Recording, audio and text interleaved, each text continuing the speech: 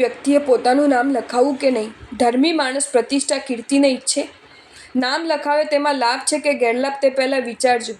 દાનના અપેક્ષાના બે ભાગ પાડી શકાય: જાહેર ક્ષેત્રનું દાન, ગુપ્ત ક્ષેત્રનું દાન. જાહેર ક્ષેત્રે દાન પણ અમુક સંયોગમાં ગુપ્ત કરાય છે.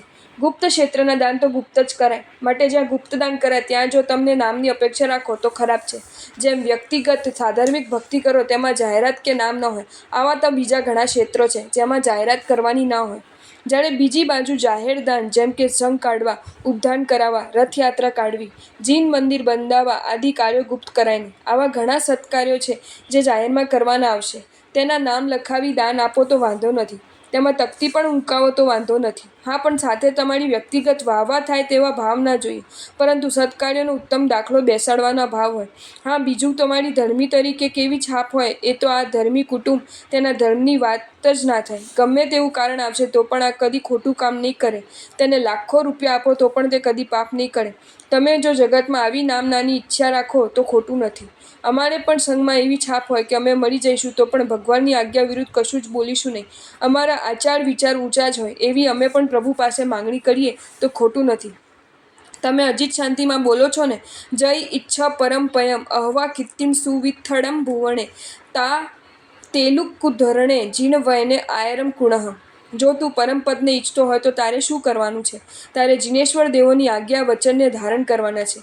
આ તો મોક્ષ અને પરલોકની વાત થઈ. પણ આ ભવમાં પણ સારા યશ કીર્તિ પ્રતિષ્ઠાને ઈચ્છતો હોય તો શું કરવું જોઈએ? તો કહે છે કે જીન વચનમાં આદર કર. માટે કીર્તિ ઈચ્છે તો વાંધો નહીં, પણ આ રીતે આ ભાવથી ઈચ્છવાની છે. પણ તમને દાન દ્વારા ઈચ્છા હોય કે મને તેનાથી કોઈ મોટા ભાવ બનાવે, હું જ્યાં જઉં ત્યાં મારી વાહ થાય, મને માન સન્માન મળે, તો આ બધા ભાવો યોગ્ય નથી. માટે જાહેરમાં પણ જે દાન આપો તેમાં પ્રશસ્ત ભાવ જોઈએ, અપ્રશસ્ત ભાવ ના જોઈએ. તમારી એવી નામના હોય કે જે તમારું કુળનું પણ ગૌરવ વધારે. ધર્મી એવા નામના ઊભી કરે કે તેનાથી તે હજારો સારો કર્મ કરી શકે. એવી છાપ હોય કે આ માણસ કહે છે માટે ખોટું હોય જ નહીં. નામના અને આબરૂને સામાજિક દ્રષ્ટિએ પણ સંપત્તિ કરતાં મોટી મૂડી કહી છે. જેટલું તમારું નામ મોટું તેટલું તમે શાસનમાં કામો વધારે કરી શકો. વગર નામના શાસનોમાં કામો થઈ શકે નહીં. માટે નામના પણ અંગત કારણે મેળવવાની નથી, પરંતુ સ્વ અને પરનું હિત કરવા નામના મેળવવાની છે. અહંકાર પોષવા માટે નામના મેળવવાની નથી.